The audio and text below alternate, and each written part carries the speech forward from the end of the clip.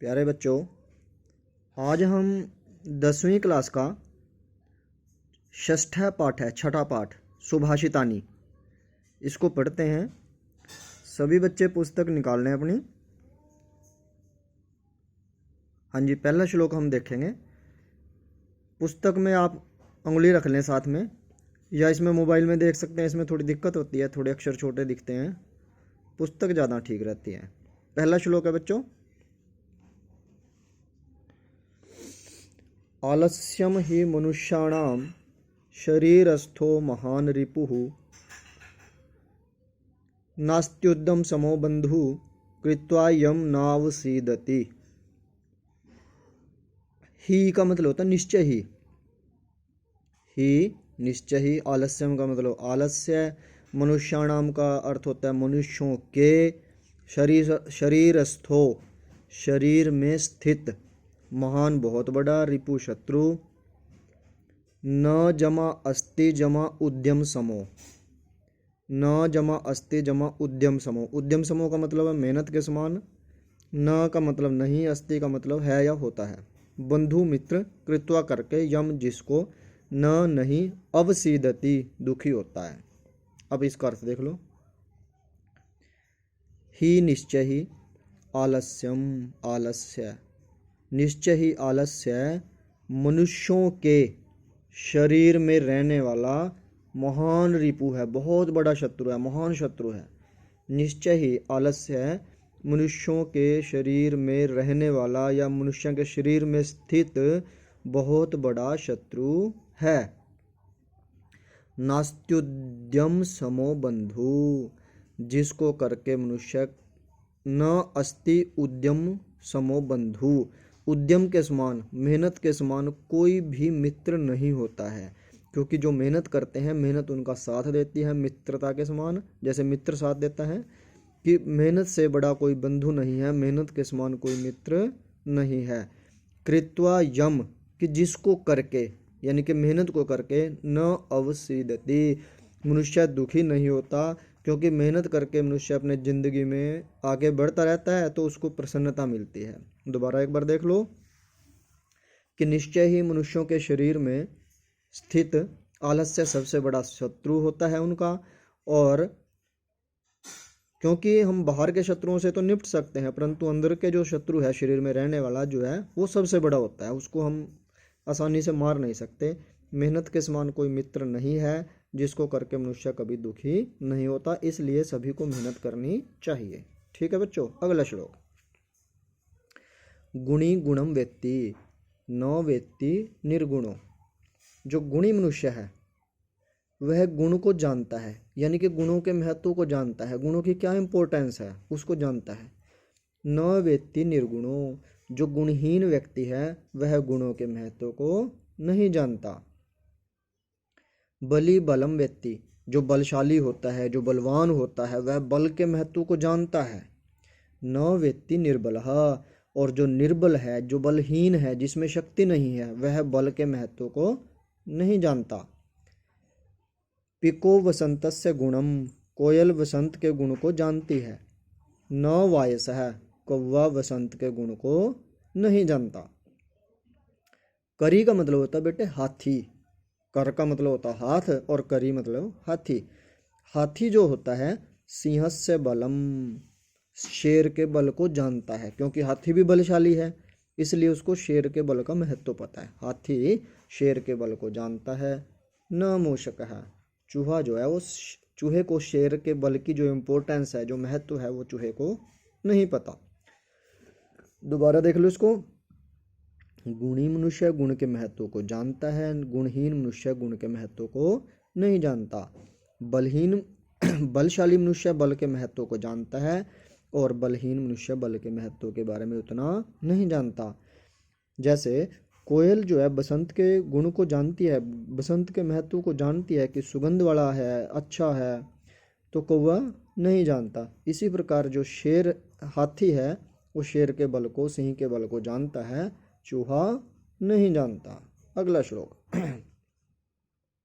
निमित्तम उद्देश्य ही यह प्रकुप्यति, ही माने निश्चय ही, यह जो मनुष्य निमित्तम उद्देश्य किसी निमित्त को लेकर के, किसी कारण को लेकर के, किसी बहाने को या किसी परिस्थिति को देख करके, उद्देश्य करके लेकर के प्रकुप्यति गुस्सा होता है। निश्चय ही जो मनुष्य किसी कारण को लेकर के गुस्सा होता है, ध्रुवम स तस्य अपगमे प्रसीदति। ध्रुवम का मतलब फिर निश्चय ही वह उसके दूर हो जाने पर, उस कारण उस समस्या के समाधान हो जाने पर वह प्रसन्न हो जाता है।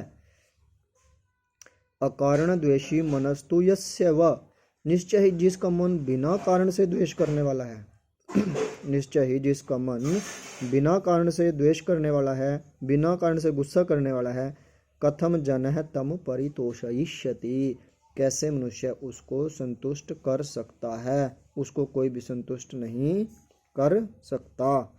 दोबारा देख लो जो मनुष्य किसी कारण को लेकर के गुस्सा हो जाता है और निश्चय ही उस कारण के दूर होने पर वह प्रसन्न भी हो जाता है, परंतु जिसका मन बिना कारण से बार बार गुस्सा हो जाता है या द्वेष करता है, उस मनुष्य को कौन प्रसन्न कर सकता है, अर्थात कोई नहीं। अगला श्लोक,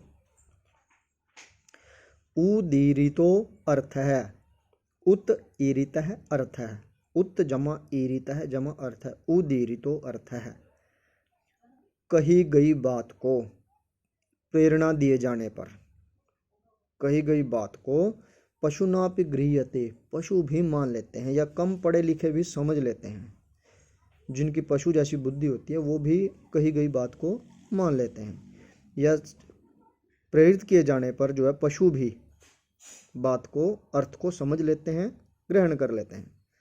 हयाश्च नागाश्च वहंती बोधिता, हय का मतलब होता है घोड़े और नाग का मतलब वैसे सांप भी होता है, हाथी है यहाँ पर, घोड़े और हाथी बोधिता समझाए जाने पर, वहंती बोझा ढोते हैं, घोड़े और हाथी समझाए जाने पर बोझा ढोते हैं। उनको इस तरीके से ट्रेंड किया जाता है कि वो बोझा ढोने लग जाते हैं, उनको सिखाने पर वो बोझा ढोते हैं।